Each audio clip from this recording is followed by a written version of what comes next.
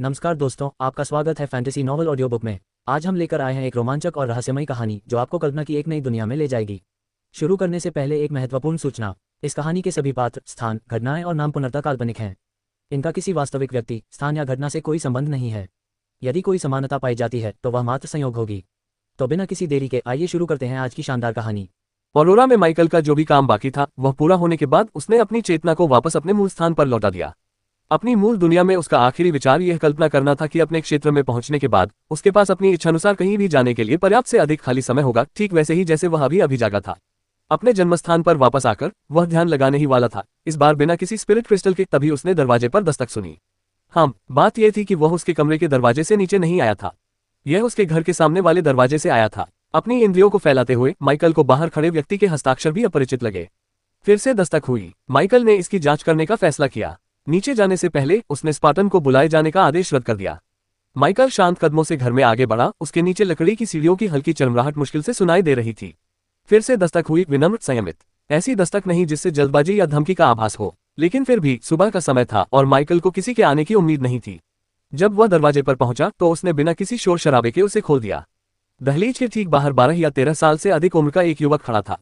उसने सादे लेकिन साफ सुथरे कपड़े की नीली वर्दी पहनी हुई थी और एक टोपी पर एक छोटी चांदी की पिन लगी हुई थी। उसके हाथ सामने की ओर जुड़े हुए थे, शरीर सीधा था और उसके चेहरे पर सम्मान का भाव था। लेकिन जिस चीज ने माइकल का ध्यान तुरंत आकर्षित किया वह उसके सीने के बाईं ओर कढ़ाई किया हुआ प्रतीक चिन्ह था।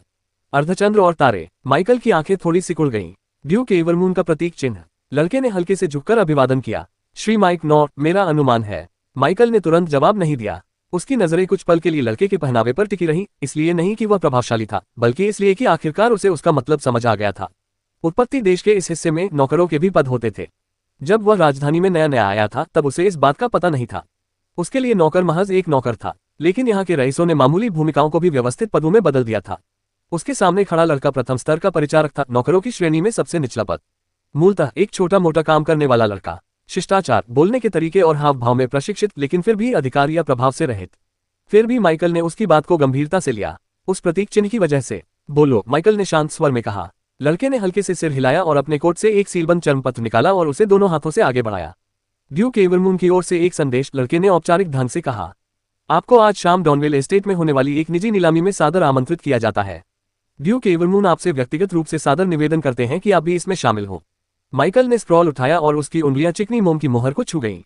एक औपचारिक निमंत्रण, एक निजी नीलामी? माइकल ने पूछा, हालांकि वह पहले से ही यह समझने की कोशिश कर रहा था कि इसका क्या मतलब हो सकता है।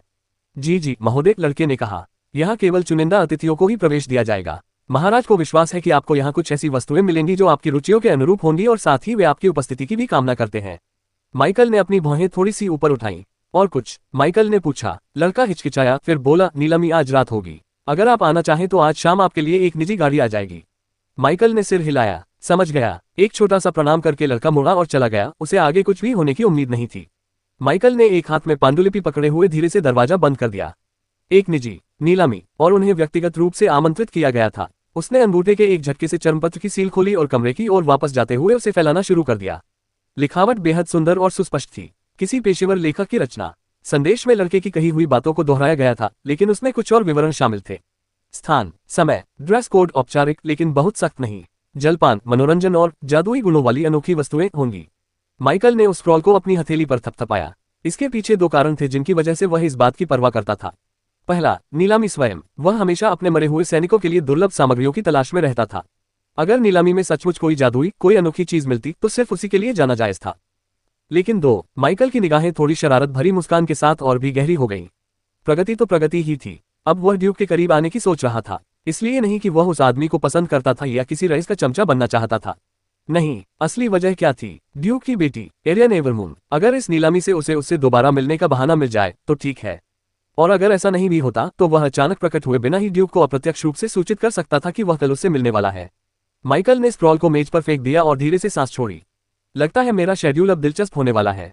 हालांकि अब माइकल को रात के लिए तैयारी करनी थी। चोगा अधिक आरामदायक होते हैं और डिजाइन और कपड़े के आधार पर वे औपचारिक पोशाक के रूप में भी काम आ सकते हैं। लेकिन क्या मुझे इसके बजाय सूट लेना चाहिए?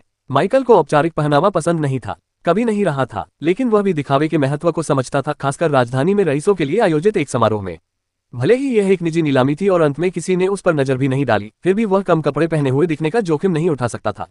उसने आह भरी, तो फिर सूठी सही।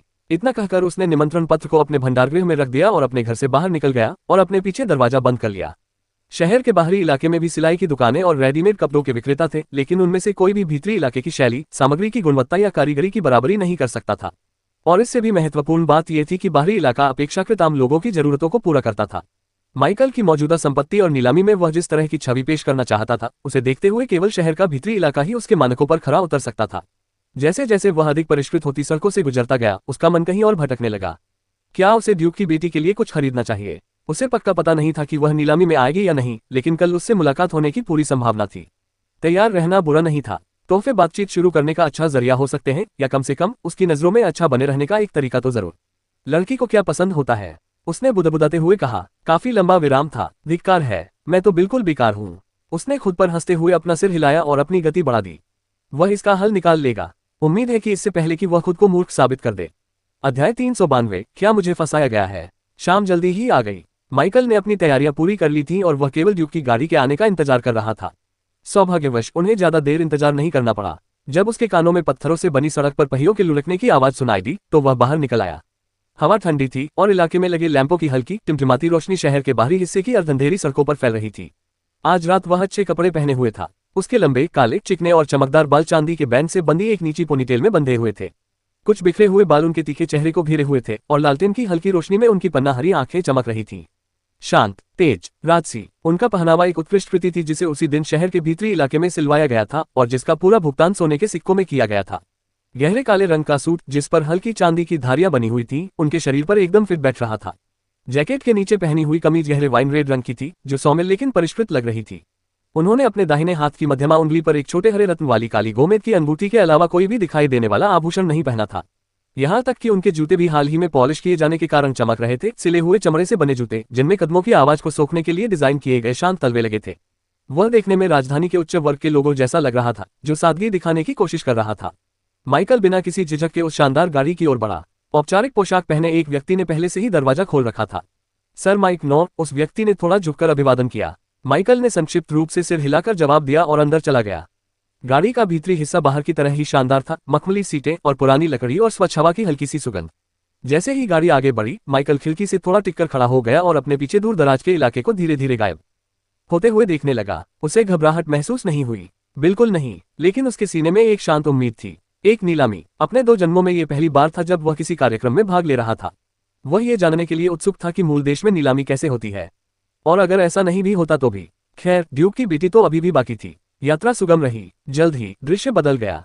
शहर का बाहरी हिस्सा आंतरिक राजधानी में तब्दील हो गया। इमारतें अधिक भव्य, स्वच्छ और अच्छे अर्थों में पुरानी होती गईं। फिर गाड़ी की गति धीमी हो गई। माइकल थोड़ा आगे की ओर झुका। वे पहुंच चुके थे। ये स्थान शहर के भीतरी इलाके के बाहरी किनारे पर स्थित एक एकांत संपत्ति थी, जो उन पुराने कुलीन क्षेत्रों में से एक थी जहां इस तरह के आयोजन शांत, विशिष्ट और सूक्ष्म प्रभाव से सराबोर अक्सर होते थे। गाड़ी की खिड़की के खुले पर्दों से उसने डॉनवेल एस्टेट के निजी मैदानों को एक शाही ब्रोशर से निकले दृश्य की तरह खुलते हुए देखा। पूरा प्रवेश द्वार नीले रंग की हल्की लालटेन से जगमगा रहा था, जिससे पूरे दृश्य पर एक शांत, लगभग अलौकिक चमक फैल रही थी। एक पत्थर से बना आंगन एक विशाल हवेली के सामने खुलता था। जागीर के प्रवेश द्वार के चारों ओर एक बड़े चाप में दर्जनों गाड़ियां खड़ी थी, चिकनी, अलंकृत, जो स्पष्ट रूप से कुलीनों या शक्तिशाली व्यापारियों की थीं। सोने के रिम वाले पहिए, चांदी से सजे दरवाजे, घर के प्रतीक चिन्ह और दुर्लभ घोड़े। माइकल की निगाहें एक पल के लिए उन पर पड़ी। आज रात यहाँ आने वाला हर मेहमान शायद अपनी जेब में रखे पैसों से शहर के बाहरी इलाके में एक पूरा ब्लॉक खरीद सकता है, और वे सभी एक निजी नीलामी के लिए यहाँ आए थे।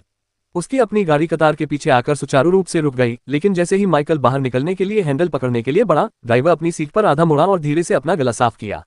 सर माइक नॉर, उन्होंने कहा, महामहिम ड्यूक ने अनुरोध किया है कि आपको सीधे उनकी निजी गाड़ी में लाया जाए। माइकल ने पलकें झपकाईं। उद्धरण चिन्ह ... ओह, उन्होंने अपनी कलाई की कफ ठीक की, खुद को संभाला और हल्के से सिर हिलाया। बहुत अच्छा। लगाम को हल्के से खींचने पर गाड़ी पार्किंग लाइन से मुड़कर एस्टेट के सामने वाले हिस्से के पास एक सेक्शन में चली गई, जो एस्टेट के बगल वाले प्रवेश द्वार के काफी करीब था।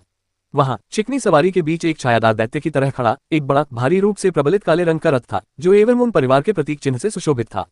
चांदी की परत चढ़े कवचधारी 2 योद्धा सबसे आगे खड़े थे, एक योद्धा चालक के दोनों ओर।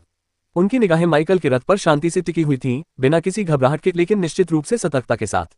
जब माइकल की गाड़ी ड्यूक की गाड़ी के बगल में रुकी, तो शूरवीरों में से एक ने सिर हिलाकर अभिवादन किया और आगे बढ़ा। श्री माइक नॉर, शूरवीर ने शांत और सधी हुई आवाज में कहा, महामहिम अंदर आपकी उपस्थिति की प्रतीक्षा कर रहे हैं। माइकल अपनी गाड़ी से बाहर निकला और अपनी आस्तीन से थोड़ी सी अदृश्य धूल झाड़ दी। उन्हें घबराहट महसूस नहीं हुई, उन्हें भी इससे कोई खुशी नहीं हुई। उसे जिज्ञासा हुई, ड्यूक ने उसे व्यक्तिगत रूप से लाने के लिए किसी को भेजा था। माइकल सोच रहा था कि क्या ड्यूक सचमुच सिर्फ किसी का साथ चाहता था या इसके पीछे कोई और वजह थी। दोनों ही स्थिति में माइकल तैयार था। वह थोड़ी दूरी तक चला, उसकी एड़ियों से जमीन पर हल्की क्लिक की आवाज आ रही थी और वह ड्यूक की गाड़ी के बगल में रुक गया। दरवाजा अंदर से आसानी से खुल गया। सर माइक नॉर, एक अपरिचित सी परिचित आवाज सुनाई दी। नमस्कार श्री माइक, युवा राजकुमारी ने प्रसन्नतापूर्वक अभिवादन किया। माइकल ने एक बार पलक झपकाए। एरियन एवरमून होठों पर हल्की मुस्कान लिए बैठी थी। उन्होंने भड़कीला गाउन नहीं बल्कि चांदी और गहरे नीले रंग का एक आकर्षक परिधान पहना था, जो शालीनता और सहजता का बेहतरीन मेल था। उनके लंबे बाल एक कंधे पर ढीली चोटी की तरह गुथे हुए थे और कनपटी के पास चांद के आकार की एक पिन चमक रही थी। आज रात वह किसी कुलीन महिला की तरह कम बल्कि किसी ऐसी शख्सियत की तरह ज्यादा लग रही थी जिसने स्वेच्छा से यहाँ आना चुना हो, न कि किसी पद के दबाव में। राजकुमारी, माइकल ने शांत भाव से अभिवादन किया और अंदर कदम रखते हुए थोड़ा झुककर प्रणाम किया। मुझे बताया गया था कि महामहिम यहाँ होंगे। वह कार्यक्रम स्थल पर हमारे साथ शामिल होंगे, एरियन ने मुस्कुराते हुए जवाब दिया।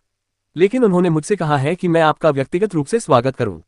उन्होंने कहा कि हमारे लिए एक दूसरे को जानना अच्छा रहेगा। माइकल सामने वाली सीट पर बैठ गया। उसके चेहरे के भावों को समझना मुश्किल था। हालांकि माइकल के मन में ये संदेह बना हुआ था कि उसे फंसाया गया है। गाड़ी के चलने पर एरियन की आंखों में चमक आ गई। आप निराश तो नहीं है ना? माइकल ने हल्की मुस्कान के साथ उसकी आंखों में देखा। मैं ये बात जोर से कहने की हिम्मत नहीं करूंगा। वह हल्की और सच्ची हंसी हंसी, फिर एक पल के लिए खिड़की की ओर देखने लगी। शहर की रोशनी की हल्की परछाई शीशे पर पड़ रही थी। क्या आप पहले कभी इस तरह की निजी नीलामी में गए हैं? माइकल ने बातचीत का रुख बदलते हुए पूछा। एरियन उसकी ओर मुड़ी और सिर हिलाया। कुछ ही, अक्सर नहीं। सच कहूं तो ज्यादातर बेहद उबाऊ होते हैं, लेकिन आज रात अलग होनी चाहिए। किस तरह से अलग? उसने हल्के से कंधे उचकाए। खैर, इसकी मेजबानी सीधे मेरे पिता नहीं कर रहे हैं। वो तो बस इसके एक हिस्से को प्रायोजित कर रहे हैं। असल सामान कई पक्षों से आता है। भाड़े के सैनिक, व्यापारी, यहाँ तक कि राज्य के बाहर से लौटने वाले साहसी लोग भी।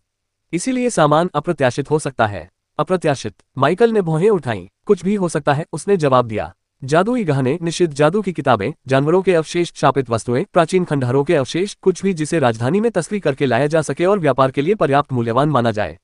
माइकल की निगाहें थोड़ी और तीखी हो गईं। तो वे सामान की जांच नहीं करते? हाँ, वे खरीदते हैं, उसने अपने गाल से बालों की एक लट हटाते हुए कहा। लेकिन सावधानी बरतना जरूरी है। रईस लोग जोखिम भरी चीजें खरीदने में कोई आपत्ति नहीं करते, बशर्ते वे कह सके कि यह किसी संग्रह या अनुसंधान का हिस्सा था। माइकल सीट पर पीछे झुककर उसकी बातों को ध्यान से सुनने लगा। ये तो जुआ खेलने जैसा लगता है। यही तो इसे मजेदार बनाता है, एरियन ने कहा, फिर थोड़ी देर रुककर पूछा, क्या आपको इस तरह की चीजें पसंद हैं? माइकल कुछ देर रुका, उसकी निगाहें एक पल के लिए कहीं दूर तक गईं। यह मेरा पहला अनुभव है, वास्तव में, किसी भी जगह पर। एरियन ने अपनी भौहें उठाई। उसकी आंखों में जिज्ञासा की एक झलक दिखाई दी। कहीं भी? उन्होंने एक हल्की, अस्पष्ट मुस्कान दी। बस इतना समझ लीजिए कि मेरा शाही समारोहों से कोई खास पुराना नाता नहीं है। उसने एक पल के लिए उसे गौर से देखा, फिर बस सिर हिला दिया, जैसे कि उसे उसके शब्दों के पीछे कुछ और भी छिपा हुआ महसूस हो रहा हो, लेकिन उसने उस पर और गहराई से विचार न करने का फैसला किया हो। खैर, उसने हल्के स्वर में कहा, आज शाम आपके लिए अजीब होने वाली है। उस जागीर में हर कोई या तो शक्तिशाली है, धनी है, या दोनों होने का दिखावा कर रहा है। बस ज्यादा ऊब मत दिखाना। माइकल ने दबी आवाज में हंसते हुए कहा, कोई वादा नहीं। एरियन की हंसी कोमल और सच्ची थी। इससे गाड़ी किसी शाही जेल जैसी कम और एक यादगार पल जैसी ज्यादा लगने लगी। अच्छा, क्योंकि मुझे लगता है कि यह नीलामी शांत नहीं होने वाली है। माइकल ने खिड़की के फ्रेम पर एक बार उंगलियां थपथपाई। मैं बिल्कुल यही उम्मीद कर रहा था। वास्तव में नहीं, माइकल ने हल्की मुस्कान के साथ स्वीकार किया। मुझे लगा कि यही कहना सही रहेगा। एरियन ने एक कोमल, मधुर हंसी हंसी, जो हवा में गूंजती रही। कोई यह उम्मीद कर सकता है कि एरियन को अपने पिता की राजनीतिक प्रतियोगिता में जीतने वाले किसी भी व्यक्ति से नाराजगी होगी, या शायद अपने पिता से ही नाराजगी होगी। लेकिन सच्चाई ये थी कि ये दोनों में से कोई भी नहीं था। कुलीन वर्ग की दुनिया में अपनी बेटी को राजनीतिक हथियार के रूप में इस्तेमाल करना कोई असामान्य बात नहीं थी। कुलीन परिवारों में जन्मी लड़कियां अक्सर इस बात को जानते हुए बड़ी होती थी कि एक दिन उन्हें बेच दिया जाएगा। कुछ लड़कियां तो इसके लिए तैयारी भी करती थीं। पुत्रों को संपत्ति और उपाधियां विरासत में मिली। बेटियों ने गठबंधनों को मजबूत किया। ये तो बस इसी तरह काम करता था। एरियन को जो बात अलग बनाती थी, जिस बात ने उसे कड़वाहट महसूस करने से रोका, वह ये साधारण तथ्य था कि वह जानती थी कि उसके पिता उससे प्यार करते थे। उस प्यार ने सौदेबाजी की मोहरा होने के दर्द को कम कर दिया। लेकिन क्या एक प्यार करने वाला पिता अपनी बेटी की राजनीतिक शादी करवा देगा? जी हाँ, कुलीन समाज में बिल्कुल हाँ। ड्यूक एवरमून जैसे अधिकांश पारंपरिक कुलीन लोग अपनी बेटियों के प्रति प्रेम को उनके लिए एक शक्तिशाली और सुरक्षित जीवनसाथी खोजने के रूप में देखते थे। उनके लिए यही स्नेह का सर्वोत्तम रूप था, भले ही उसमें व्यक्तिगत महत्वाकांक्षा भी शामिल हो। तो नहीं, एरियन माइकल से नफरत नहीं करती थी। उसे यह विचार नापसंद भी नहीं था। जब से वह छोटी थी तब से उसकी सिर्फ एक ही ख्वाहिश थी। अगर उसे पहले किसी से प्यार नहीं हुआ तो उसके पिता जिसे भी चुनेंगे वह मजबूत और सुंदर होना चाहिए। हाँ, दिखावे के मामले में एरियन थोड़ी सती थी। और माइकल इस बारे में तो बात ही न करे कि वह देखने में ऐसा लगता था मानो स्वयं देवताओं ने उसकी मूर्ति बनाई हो। वह शक्तिशाली था, राज्य के सबसे ताकतवर लोगों में से एक, और संयोग से बिना कोशिश किए ही वह उसके व्यक्तिगत मानकों पर खरा उतरता था। उसे उस पर कोई क्रश नहीं था, अभी तो नहीं, कम से कम, लेकिन उसे वह पसंद आया। ये कुछ वैसा ही था जैसे आधुनिक दुनिया में किसी लड़की को किसी पुरुष को आकर्षक लगने के लिए उससे प्यार करने की जरूरत नहीं होती, अगर वह अच्छे कपड़े पहनता हो और आर्थिक रूप से स्थिर हो। माइकल भी कुछ ऐसा ही था, बस फर्क इतना था कि उसकी दौलत से ज्यादा उसकी ताकत आकर्षक थी।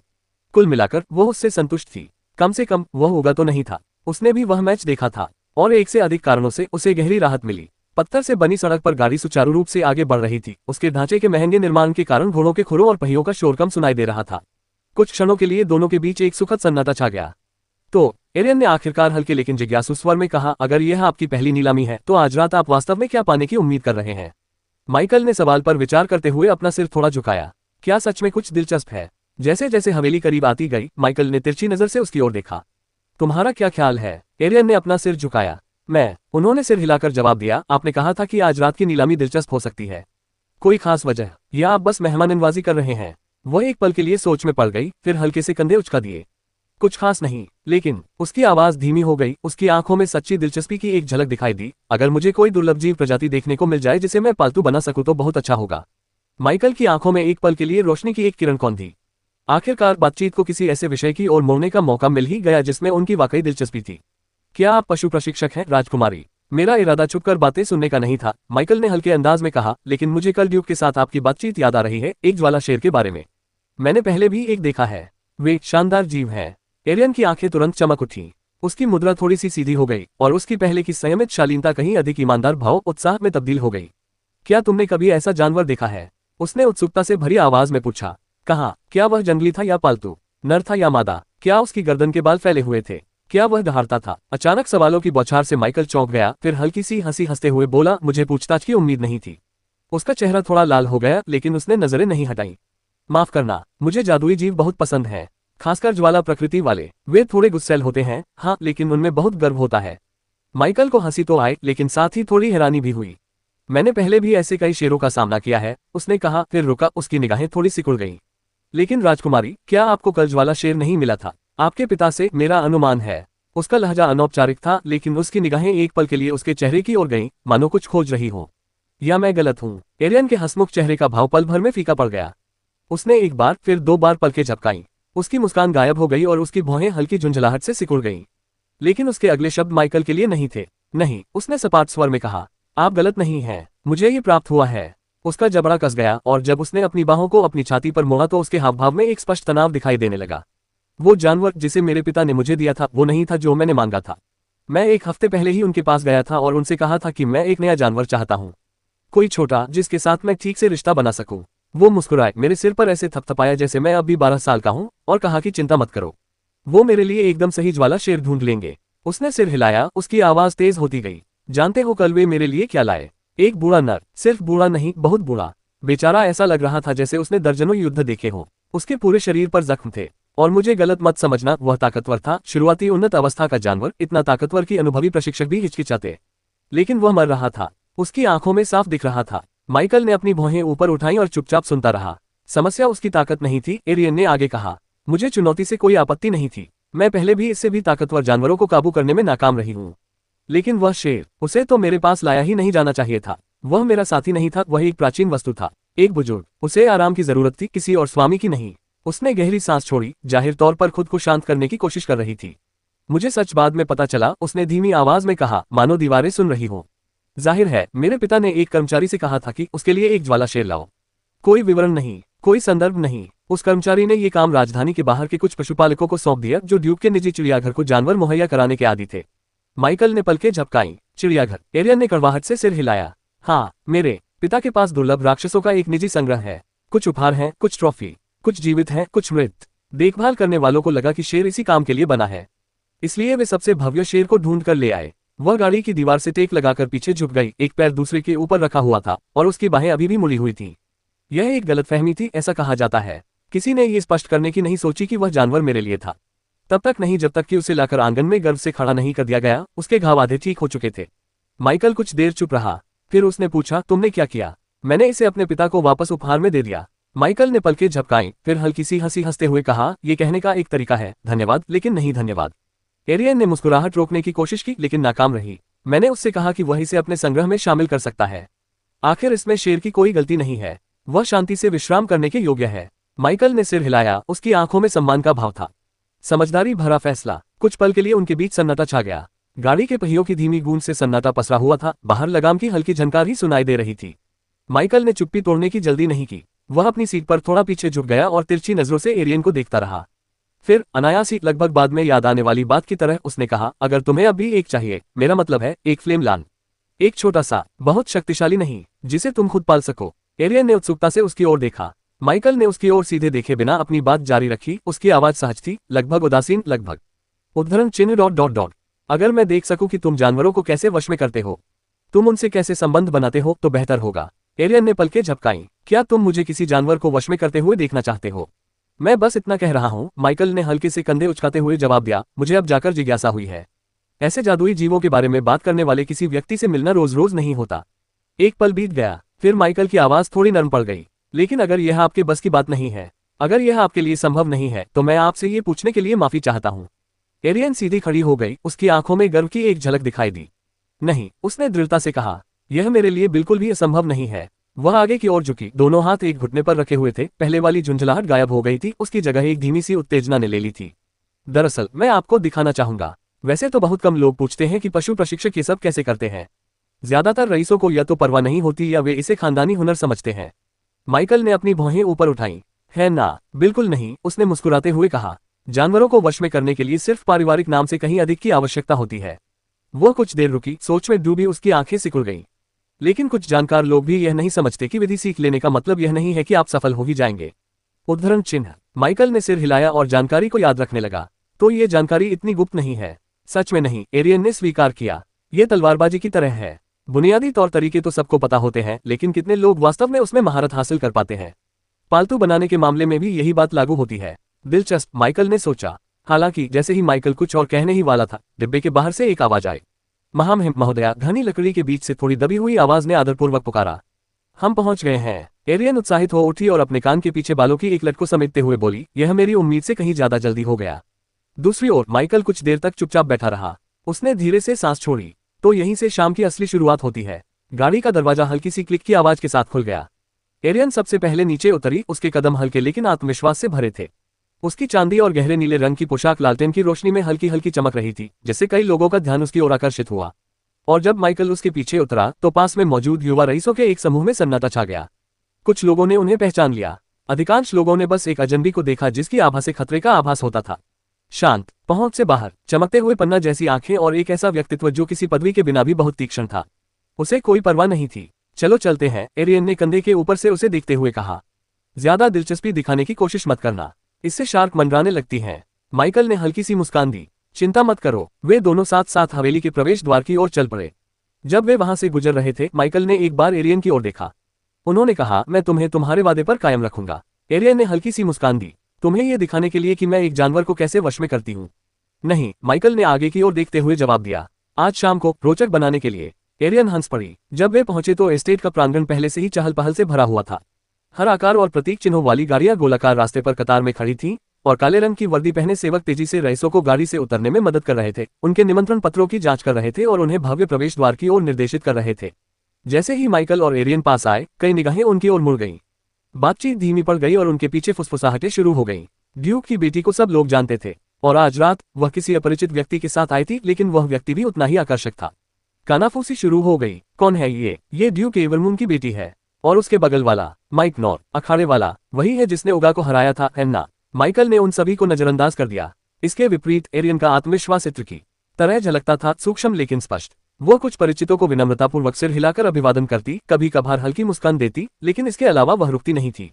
उसे इसकी जरूरत नहीं थी। प्रवेश द्वार पर तैनात पहरेदारों ने उसे पहचानते ही तुरंत एक तरफ हट गए। लेकिन इससे पहले कि वे दोनों मुख्य नीलामी हॉल में कदम रख पाते, औपचारिक नीले रंग की पोशाक पहने एक नौकर, जिसकी छाती पर हाउस एवरमून का विशिष्ट प्रतीक चिन्ह अंकित था, तेजी से पास आया और झुककर प्रणाम किया। महामहिम महोदय, उन्होंने सीधे खड़े होते हुए कहा, आपको मेरे पीछे आना होगा। ड्यूक के आदेश पर एक निजी कमरा तैयार किया गया है। एरियन ने भौहें चढ़ा ली। पिताजी यहाँ नहीं है। नौकर ने सिर हिलाया। वह पहले ही आ चुके हैं। फिलहाल वे अपने एक करीबी दोस्त के साथ हैं। एक अलग कमरे में। उन्होंने आपसे अनुरोध किया है कि इस बीच आपको आपके कमरे में ले जाया जाए। उनके आने पर आपको बुला लिया जाएगा। माइकल ने कुछ नहीं कहा। एरियन को कोई फर्क नहीं पड़ा, उसने बस सिर हिलाया। आगे चलो। वे नौकर के पीछे पीछे मुख्य हॉल से आगे बढ़े। कुछ मेहमानों ने उन पर ध्यान दिया, कुछ ने जिज्ञासा से तो कुछ ने दबी नजर से। ऐसे आयोजनों में हर किसी को निजी कमरा नहीं मिलता था, ये कुछ खास लोगों के लिए ही आरक्षित होता था। उनका कमरा दूसरी मंजिल पर था, जहां से केंद्रीय नीलामी कक्ष का नजारा दिखता था। कमरा बड़ा नहीं था, 4-5 लोगों के लिए पर्याप्त था, लेकिन बहुत ही सुंदर था। गहरे नीले रंग के पर्दे, जलपान से सजी एक छोटी क्रिस्टल की मेज और एक चौड़े खिड़की के सामने अर्धवृत्ताकार आकार में गद्देदार कुर्सियां लगी हुई थीं। नौकर के झुककर जाने और चुपचाप दरवाजा बंद करने के बाद एरियन ने आह भरी और बैठ गई। खैर, पसीने से लथपथ व्यापारियों के साथ कंधे से कंधा मिलाकर खड़े होने से तो ये बेहतर है, उसने बुदबुदाते हुए कहा। माइकल खड़ा रहा, उसकी निगाहें कमरे में एक बार घूमी और फिर खिड़की के शीशे पर टिक गईं। नीचे सीटें तेजी से भर रही थीं। रईस, व्यापारी, विद्वान और यहाँ तक कि कुछ भाड़े के सैनिक नेता भी आ चुके थे। वातावरण में उत्साह का माहौल था। एरियन ने वाइन का गिलास उठाया। चिंता मत करो, अगर तुम्हें कुछ पसंद आ जाए तो हम नीचे जा सकते हैं। मैं यहाँ ठीक हूँ, माइकल ने जवाब दिया और आखिरकार उसके बगल में बैठ गया। वैसे भी इस नज़ारे से मुझे कमरे का बेहतर अंदाजा हो जाता है। माइकल ने हल्की सी मुस्कान दी। नीचे कक्ष में एक घंटी की गूंज सुनाई दी, जो नीलामी के शुरू होने का संकेत थी। एक शानदार बरगंडी रंग का कोट पहने एक व्यक्ति केंद्रीय प्लेटफॉर्म पर आया और शांति बनाए रखने के लिए हाथ उठाया। देवियों और सज्जनों, उन्होंने सहजता से कहा, उनकी आवाज में कोई तनाव नहीं था। आज रात अपनी उपस्थिति से हमें सम्मानित करने के लिए धन्यवाद। 9वें चंद्रमा की नीलामी में आपका स्वागत है। चलिए शुरू करते हैं। नीलामीकर्ता ने हल्का सा झुककर अभिवादन किया। लैंप की रोशनी में उसके पॉलिश किए हुए जूते चमक रहे थे। उन्होंने आगे कहा, आज रात हमारे पास कुल 10 लॉट हैं। प्रत्येक की सावधानीपूर्वक जांच पड़ताल और स्रोत का चयन किया गया है। कमरे में हंसी की एक लहर दौड़ गई, जिसके बाद गिलासों की हल्की खनक और कपड़ों की सरसराहट सुनाई दी, क्योंकि रईस लोग रुचि से आगे झुक गए। उन्होंने उत्सुकता बढ़ाने के लिए कुछ देर रुकते हुए कहा, 10वीं और आखिरी चीज एक विशेष आइटम है। हमने भी इसकी उपलब्धता की पुष्टि 1 घंटे पहले ही की है। इसके बाद जो फुसफुसाहट हुई वह इस बार थोड़ी तेज थी। ऊपर वाले कमरे से माइकल ने एरियन की ओर मुड़कर पूछा, क्या तुम्हें पता है कि यह क्या है? उसने सिर हिलाया, सोचते हुए उसके होंठ हल्के से दबे हुए थे। नहीं, मेरे पिता को शायद पता हो, लेकिन उन्होंने कुछ नहीं कहा। वह पीछे झुक गई और गिलास में वाइन को धीरे धीरे घुमाने लगी। वैसे यह कोई असामान्य बात नहीं है। इस स्तर की नीलामी में हमेशा एक अप्रत्याशित वस्तु होती है, कुछ ऐसा जो जिज्ञासुओं, महत्वाकांक्षी लोगों या मूर्खों को आकर्षित करे। नीचे नीलामीकर्ता ने एक बार ताली बजाई। अब और देर न करें। शाम की पहली वस्तु। भव्य हॉल में नीलामीकर्ता की आवाज स्पष्ट रूप से गूंज उठी। उनके इशारे पर सुरुचिपूर्ण ढंग से सजी हुई 2 परिचारिकाएं मंच के विपरीत दिशाओं से प्रवेश कर गईं। वे बेहद आकर्षक थीं। लंबी सुंदर महिलाएं काले और सुनहरे रंग की फिटिंग वाली पोशाकों में थीं, जो लैंप की रोशनी में हल्की सी चमक बिखेर रही थीं। उनके कदम सधे हुए, संतुलित और इतने मोहक थे कि भीड़ में कानाफूसी होने लगी। हर कोई लाल मखमल से ढके एक छोटे पहिएदार चबूतरे को धकेल रहा था, जिसके ऊपर एक कांच का डिब्बा रखा था, जो अंदर से हल्की रोशनी बिखेर रहा था। एरियन ने अपनी भौहें ऊपर उठाई और हल्की सी हंसी के साथ कहा, आह, तो आज रात वे खूबसूरती से ध्यान भटकाने का तरीका अपना रहे हैं। माइकल के होंठ फड़कने लगे। जैसे ही महिलाएं एक तरफ हटी और बक्से के अंदर रखी चीजें दिखाई देने लगी, नीलामीकर्ता ने बड़े ही सलीके से उसकी ओर इशारा किया। देवियों और सज्जनों, उन्होंने कहा, आज शाम का हमारा पहला आइटम एक फायर कोट, जिसे एक चरम उन्नत स्तरीय जानवर से प्राप्त किया गया है। इस पर कुछ लोगों ने सराहना भरी फुसफुसाहट की। उस व्यक्ति ने आगे कहा, यह एक दुर्लभ खोज है, क्योंकि सभी जादुई जीव एक सच्चे मूल को संघनित करने में सक्षम नहीं होते हैं। इसका मूल भाग अक्षुण्ण और विकिरणशील बना रहता है। इसका उपयोग उच्च स्तरीय रसायन विद्या, कलाकृतियों के निर्माण में किया जा सकता है, या यहाँ तक कि अभूतपूर्व खोजों के लिए इसे अवशोषित भी किया जा सकता है। हालांकि इस अंतिम विधि में कुछ प्रबंधनीय जोखिम है। उन्होंने प्रभाव पैदा करने के लिए चुप्पी को कुछ देर तक लंबा खींचे रखा। प्रारंभिक कीमत 500 सोने के सिक्के हैं। न्यूनतम वृद्धि 20 सोने के सिक्के। एक पल बीत गया, फिर पहला चप्पू उठाया गया। 520। माइकल अपनी सीट पर पीछे की ओर झुक गया। वह प्रभावित लग रहा था।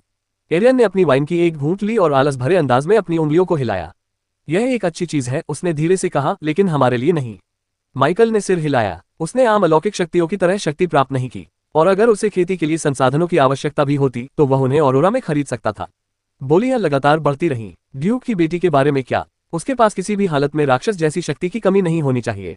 560, 600, 640। माइकल ने एक पल के लिए नीचे देखा। उन्हें इसके लिए लड़ने दो। हाँ, वे जरूर आएंगे, एरियन ने मुस्कुराते हुए कहा। उतले पानी में रहने वाले लालची लोगों को सबसे पहले यही चीज आकर्षित करती है। वे अपनी मौजूदगी दर्ज कराना चाहते हैं, और वास्तव में मूल्यवान वस्तुएं कौन सी हैं, वे बाद में आते हैं। उसने अपना गिलास नीचे रखते हुए कहा। जब ढोंगियों का रुतबा टूट जाता है। फायर कोट 760 सोने के सिक्कों में पीले वस्त्र पहने एक मोटे ताजे आदमी को बेचा गया, जो अपने आप पर बहुत घमंड करता हुआ प्रतीत हो रहा था। सेवकों ने बड़ी कुशलता से चबूतरे को खिसकाकर दूर ले गए, और जल्द ही दूसरी वस्तु ने उसकी जगह ले ली। अगला, नीलामीकर्ता ने थोड़ी ऊंची आवाज में कहा, हम सनफायर रियासत के प्रसिद्ध लोहार एवल ड्रोवन द्वारा गढ़ी गई एक तलवार पेश करते हैं। उस नाम पर लोगों ने स्वाभाविक प्रतिक्रिया दी, यहाँ तक कि एरियन ने भी अपनी भौहें चढ़ा ली। एवल रोन, उसने धीरे से कहा, वाह, ये तो वाकई प्रभावशाली है। उनकी रचनाएं राज्य में शायद ही कभी प्रसारित होती हैं। माइकल ने बाहरी तौर पर कोई प्रतिक्रिया नहीं दी। एवल रोन ने इस हथियार को 31 साल पहले बनाया था, नीलामीकर्ता ने रेशमी आवरण हटाते हुए कहा। तब से ये तलवार 6 बार हाथों हाथ बदल चुकी है और अब ये हमारे साधारण कक्ष में आ गई है। हथियार सामने आते ही लोग स्तब्ध रह गए। इस पर न तो रत्न जड़े थे और न ही कोई जादुई शिलालेख। नहीं, ये बेहद सरल था, चिकना काला स्टील, हल्के घुमावदार किनारे और हल्की चमक के साथ जो इसे गीला जैसा दिखाती थी। लेकिन इसकी उपस्थिति, इसने पूरे कमरे पर अपना प्रभाव जमा लिया।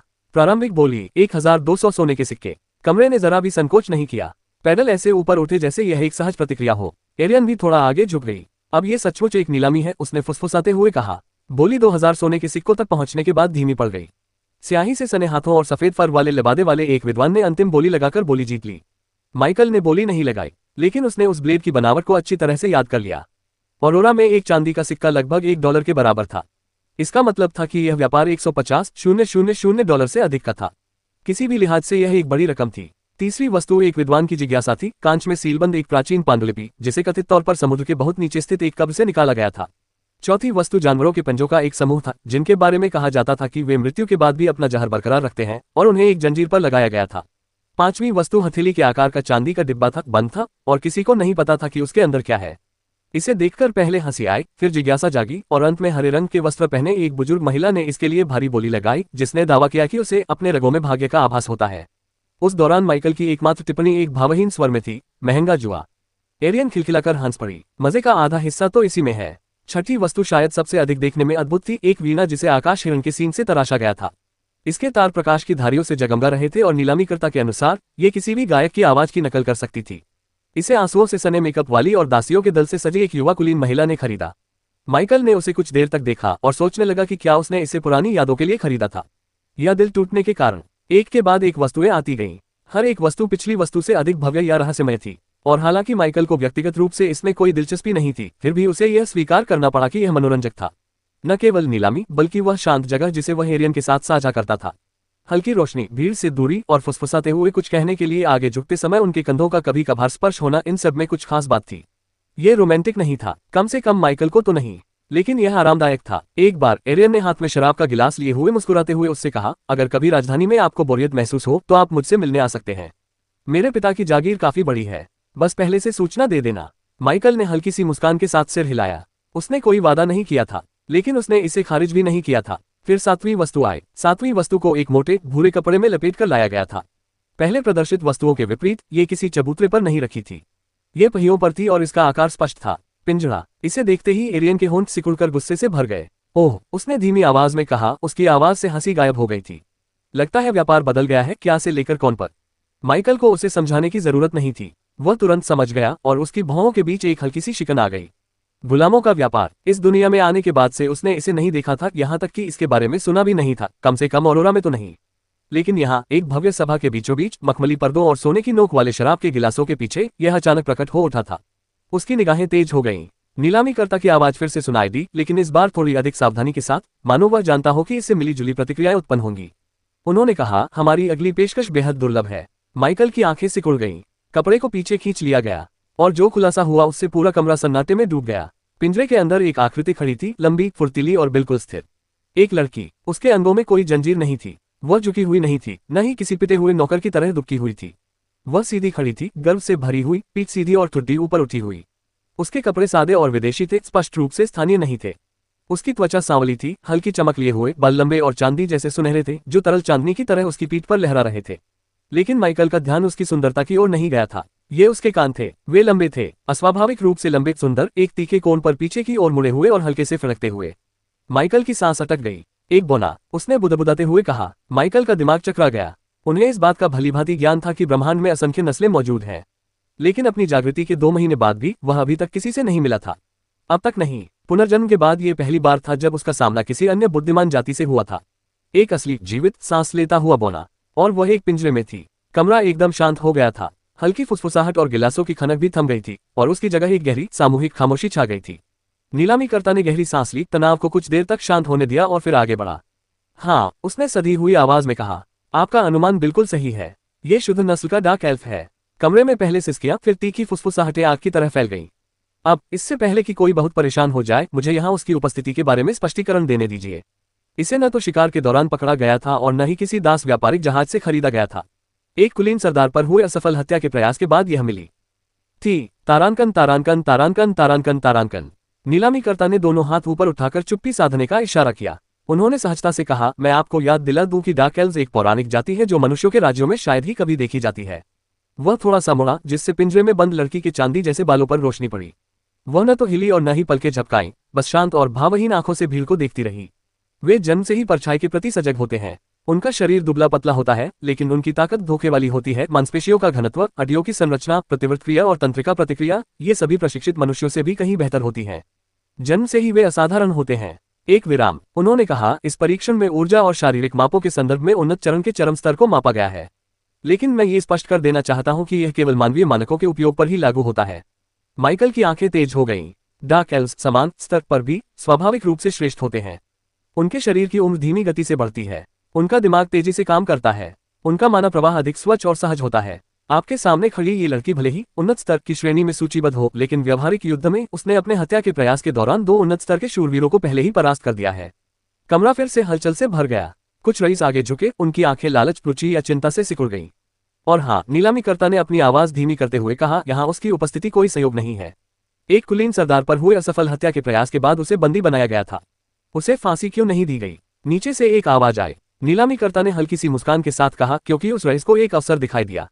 उसे मारने के बजाय वह मुनाफा कमाना चाहता था। माइकल चुपचाप हाथ बांधकर बैठा रहा, उसकी निगाहें पिंजरे में बंद लड़की पर टिकी हुई थीं।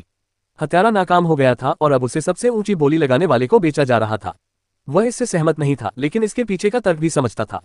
सत्ता के अपने नियम होते हैं, कर्म का फल मिलता है। फिर भी एक ऐसी जाति को देखकर जिसके बारे में उसने केवल पढ़ा था, उसके मन में जिज्ञासा की एक लहर दौड़ गई और कुछ गहरा भाव भी जागा। संभावना, ये दुनिया थोड़ी और बड़ी हो गई है। उसने अपने बगल में बैठी एरियन की ओर मुड़कर पूछा, क्या तुम इसे पहली बार देख रही हो? ड्यूक की बेटी ने तुरंत जवाब नहीं दिया। उसके चेहरे पर अब शांति थी, वह अब गुस्से में नहीं थी।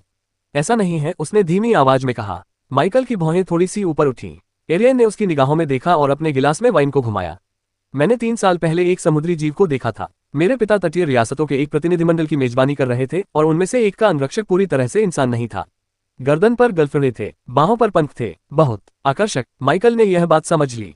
तो इस तरह की दौड़ें कोई मिथक नहीं है, वे बहुत दुर्लभ हैं, उसने जवाब दिया, और उनमें से अधिकतर साम्राज्य की पहुंच से बहुत दूर रहते हैं। हम उन्हें केवल बहुत विशिष्ट और आमतौर पर राजनीतिक परिस्थितियों में ही देख पाते हैं। उसने नीचे पिंजरे की ओर हल्के से इशारा किया। यह सामान्य है, लेकिन अनसुना नहीं। मध्य प्रांतों में गुलामी को बुरा माना जाता है, लेकिन बाहरी सामंतों की बात करें तो उनके नैतिक मूल्य अधिक लचीले हैं। माइकल ने धीरे से सिर हिलाया। तो आपको कोई फर्क नहीं पड़ता? एरियन ने नजाकत से कंधे उचकाए। उसने एक रईस सर माइक की हत्या करने की कोशिश की। चाहे मुझे यह व्यवस्था पसंद हो या न हो, उसे इसके परिणाम भुगतने पड़ रहे हैं। कानून के मुताबिक उसे मौत की सजा मिलनी चाहिए थी। इसके बजाय उसे किसी जादुई जानवर की तरह नीलाम किया जा रहा है। एक पल बीत गया। मेरा मानना है कि वह भाग्यशाली है। माइकल ने कोई टिप्पणी नहीं की। उसकी निगाहें फिर से बौने पर टिक गईं। एरियन ने उसकी निगाहों का पीछा किया, फिर अपना सिर थोड़ा उसकी ओर झुकाया। उसने शांत स्वर में कहा, अगर आपकी दिलचस्पी हो तो आप बोली लगाने की कोशिश कर सकते हैं। माइकल ने हैरानी से पलकें झपकाईं। उसके लिए वह ताकतवर है, एरियन ने जवाब दिया। तुमने नीलामी करने वाले की बात सुनी? अगर उसने वाकई 2 उच्च स्तरीय योद्धाओं को हराया है तो उसकी कीमत यहाँ मौजूद आधे लोगों से कहीं ज्यादा है। माइकल ने तुरंत कोई जवाब नहीं दिया। यह विचार उसके मन में आया ही नहीं था। किसी को अपना बनाना, उसे किसी वस्तु की तरह खरीदना, यह ऐसी बात थी जिसका वह स्वाभाविक रूप से विरोध करता था। लेकिन व्यवहारिक दृष्टिकोण से वह मूल्यवान थी, एक शक्तिशाली अंगरक्षक। फिर भी वो हिचकिचाया।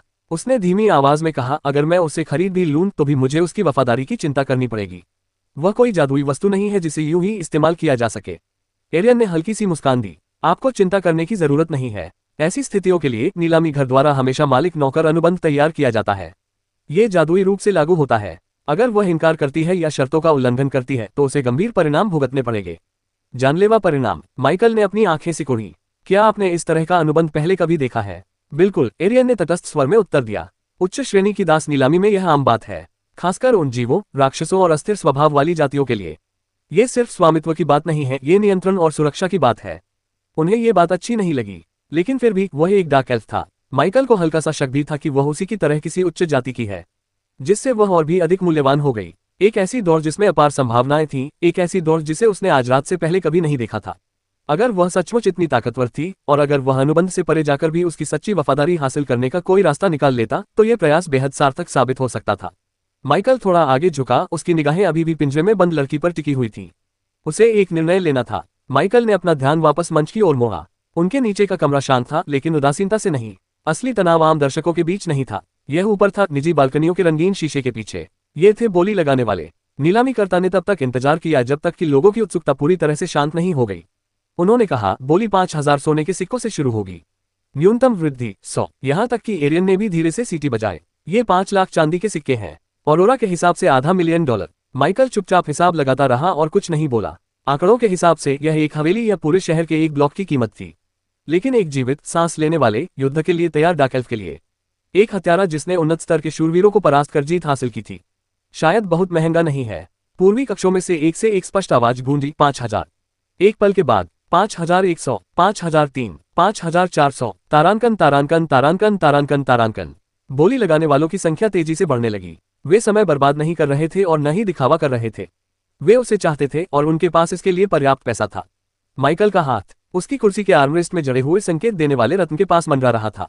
एक बार छूने से उसकी बोली न्यूनतम राशि से बढ़ जाती, दूसरी बार छूने से वह दोगुनी हो जाती। उसने बॉने के चेहरे को देखा। एरियन ने यह बात नोटिस की। तुम इसके बारे में सोच रहे हो? उसने धीमी आवाज में लगभग मुस्कुराते हुए कहा। बोली लगाने वालों की संख्या 5900 तक पहुंच गई थी। फिर पहली बार एक विराम आया। सन्नाटा खींचे हुए तार की तरह फैला हुआ था। नीलामीकर्ता ने अपना हाथ थोड़ा ऊपर उठाया। क्या मैं 6000 सुन रहा हूं? माइकल ने रत्न को छुआ।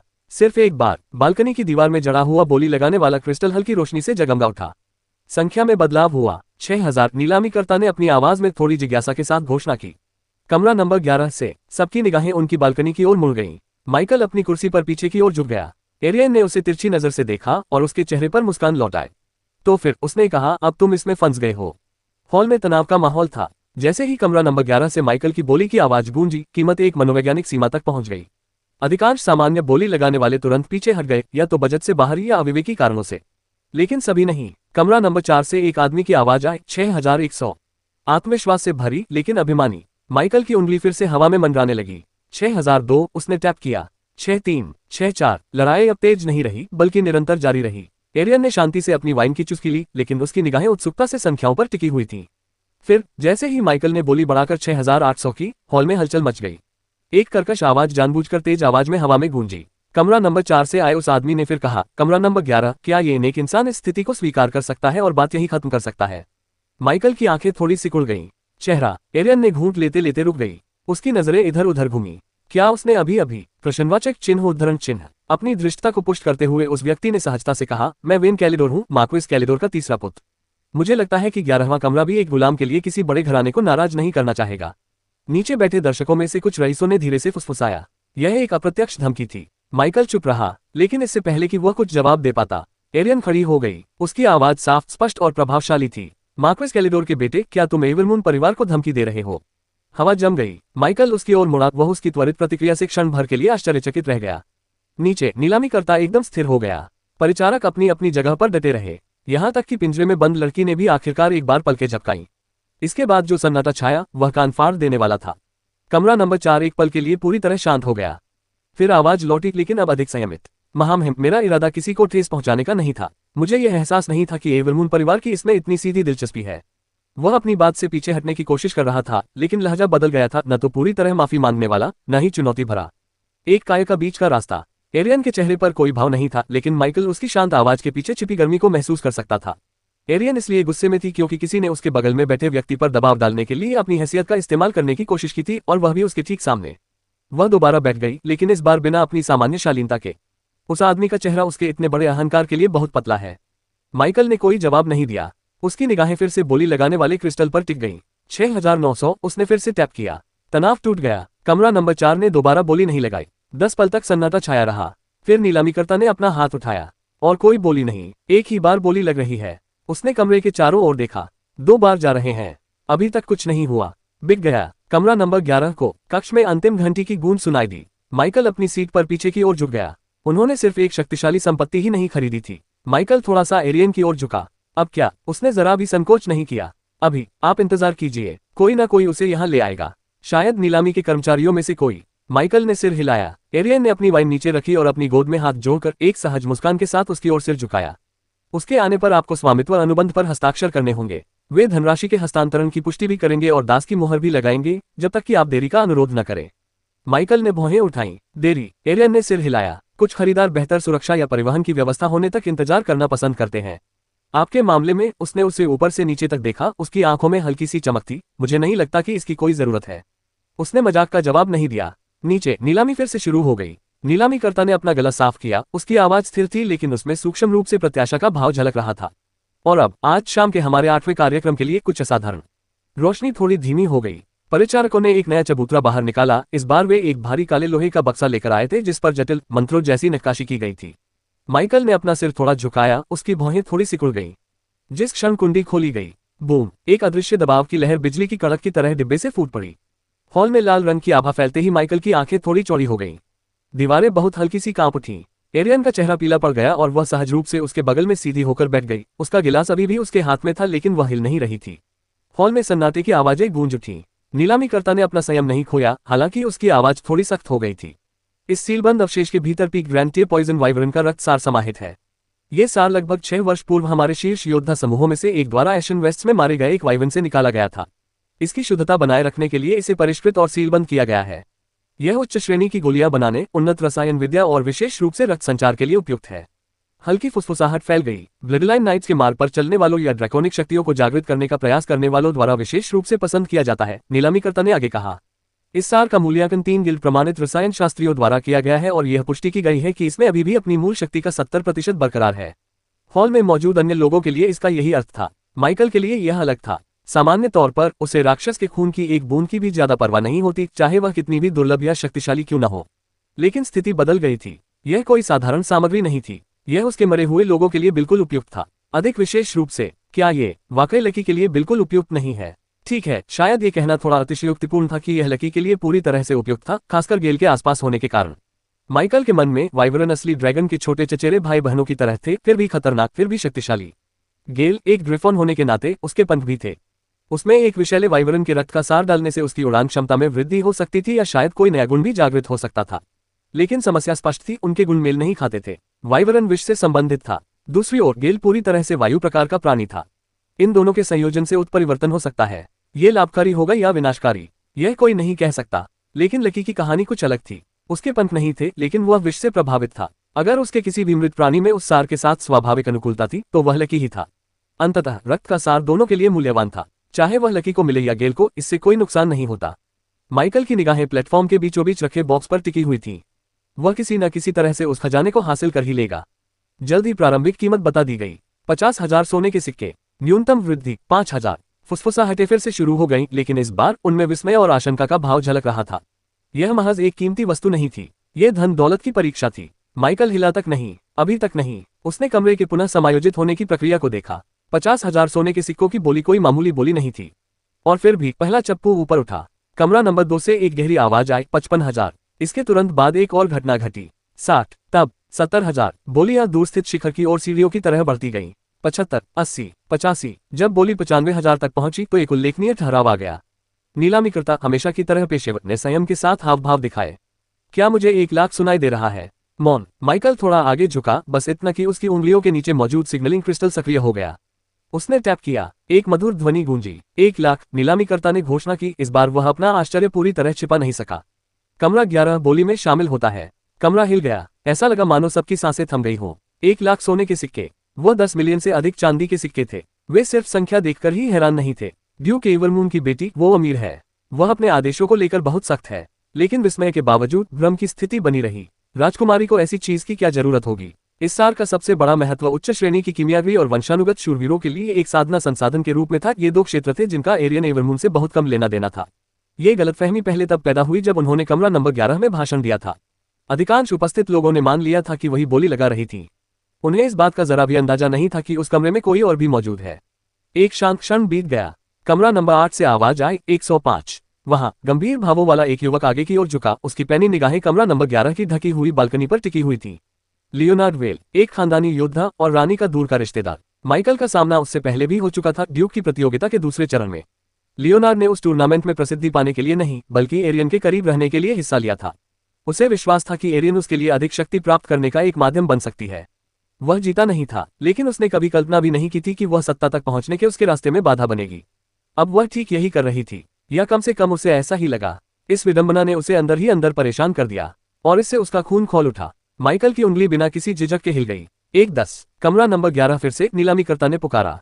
ये सिलसिला चलता रहा। 1-15, 120, 125। माइकल जरा भी नहीं हिचका। 1,30,000। वह संख्या एक गिलोटिन की तरह लटकी हुई थी। अपनी कुलीन पृष्ठभूमि के बावजूद लियोनार्ड वेल पहले से ही अपनी वित्तीय सीमा के करीब पहुंच रहा था। उसके चेहरे के भाव बदल गए। 1,30,000 की रकम सिर्फ एक बोली नहीं थी, ये तो एक थप्पड़ के समान थी। फिर भी वह हार नहीं मानना चाहता था। एक विषैले वाइवन का रक्तसार हालांकि इतना शक्तिशाली है कि वह इसे सीधे ग्रहण नहीं कर सकता, फिर भी इसे रासायनिक रूप से परिष्कृत करके शक्तिशाली गोलियों में बदला जा सकता है। सही विशेषज्ञ की सहायता से वह इससे हर एक बूंद का पूरा मूल्य निकाल सकता है। उस सार के साथ उसकी वर्तमान सीमा अब बाधा नहीं रहेगी। वह ग्रैंड टियर तक पहुंच सकता है। इसके बिना उसकी वंश परंपरा एक मौका तो देती थी, लेकिन निश्चितता नहीं। इसके साथ निश्चितता। उसके चेहरे पर हताशा साफ झलक रही थी। वह आगे की ओर झुका, उसकी सांसें उथली चल रही थी। फिर अपनी बची खुची गरिमा को थामे हुए उसने अपनी बालकनी के वॉइस क्रिस्टल को सक्रिय किया। कमरा 11, मैं लियोनार्ड वेल हूँ। लियोनार्ड की आवाज टूटी हुई और बनावटी सी सुनाई दी। राजकुमारी एरियन, मैं आपसे विनती करता हूँ, कृपया मुझे यह वस्तु देने की अनुमति दें। माइकल ने अपनी भौहें उठाई लेकिन कुछ नहीं बोला। एरियन ने पलकें झपकाई और अपना सिर थोड़ा झुकाया। तभी लियोनार्ड ने आगे कहा, मैं तुम्हारा एक एहसानमंद रहूंगा। मैं अपने घर की कसम खाता हूँ।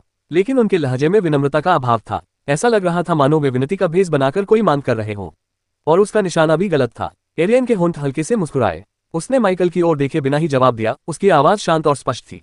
आप भ्रमित प्रतीत हो रहे हैं सर लियोनार्ड। एक पल का विराम, फिर उसने इतनी शीतलता से कहा कि चुभन सी महसूस हुई।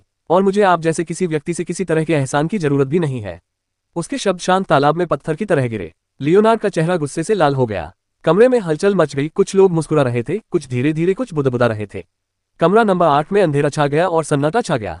माइकल ने उसकी तरफ देखा तक नहीं। 135, उसने शांत स्वर में कहा। नीलामीकर्ता ने कमरे में आखिरी बार नजर घुमाई और कोई बोली। कोई जवाब नहीं। 1 बार जा रहा हूँ, 2 बार। उन्होंने अंतिम हथौड़ा मारा। बिक गया। कमरा 11 को पॉइजन वाइवरन ब्लड एसेंस मिल गया है। कक्ष में एक बार फिर भनभनाहट हुई। माइकल अपनी कुर्सी पर पीछे की ओर झुक गया। उसकी निगाहें इधर उधर घूम रही थीं। माइकल ने आखिरकार राहत की सांस ली। उसके कंधों से तनाव ऐसे निकल गया जैसे उसकी हड्डियों से आह निकल रही हो। और फिर उसे आंकड़ों का झटका लगा। डार्क एल्फ के लिए 6,900 सोने के सिक्के, वाइवरन के सार के लिए 1,35,000 सोने के सिक्के, कुल मिलाकर 141,900 सोने के सिक्के थे। वह 14.19 मिलियन चांदी के सिक्के थे। और ऑरोरा के संदर्भ में उसने मन ही मन आंकड़ों का विश्लेषण किया। लगभग 14-19 मिलियन डॉलर एक ही रात में खर्च हो गया। एक बड़ी नीलामी के लिए भी यह पागलपन था। बहुत कम रईस बिना कष्ट सहे ऐसा कर सकते थे। फिर भी वह यहाँ अपनी कुर्सी पर आराम से बैठा था, एक दुर्लभ रक्त सार प्राप्त कर चुका था और एक घातक हत्यारे को सौंपे जाने वाला था। माइकल के होंठ हल्के से फड़क उठे। शायद यही है दोनों जिंदगियों में समृद्ध होने का मतलब। यह सिर्फ पैसे की बात नहीं थी, यह उस चीज की बात थी जो पैसे से उसे मिली थी। वाइवरन का सार महज एक दुर्लभ वस्तु नहीं था, ये शक्ति थी, संभावना थी। उसके मरे हुओं के लिए एक ऐसा भविष्य था जिसके बारे में अधिकांश जादूगर केवल सपने ही देख सकते थे।